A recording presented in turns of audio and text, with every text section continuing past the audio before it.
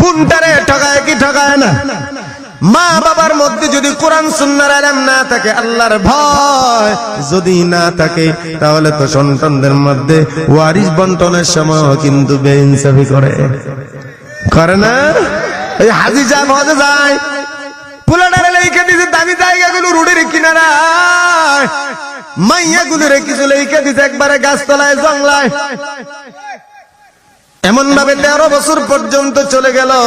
13 বছর পর আমার আল্লাহ ডাক দেয়, কয় গো আমার মুহাম্মদ, ধৈর্য ধরছেন আর ধৈর্য নয়, এবার মদিনার দিকে যান।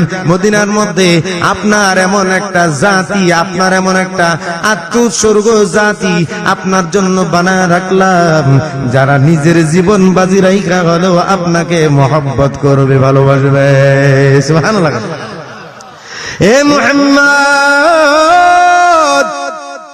আপনার রক্তের সম্পর্কের মানুষগুলো আপনার সাথে বেঈমানি করলো।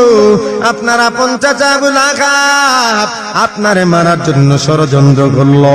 আপনার চাচাতো চাচা আবু জাহেল আপনাকে মারার জন্য ষড়যন্ত্র করলো।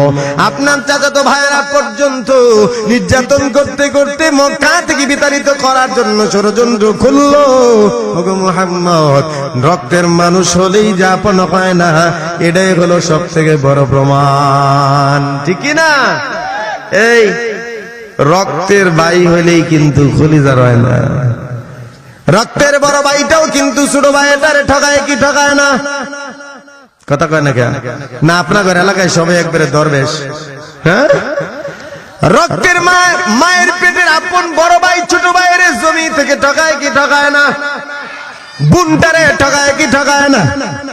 মা বাবার মধ্যে যদি কোরআন সুন্নাহর ইলম না থাকে, আল্লাহর ভয় যদি না থাকে, তাহলে তো সন্তানদের মধ্যে ওয়ারিস বন্টনের সময় কিন্তু বেইনসাফি করে না?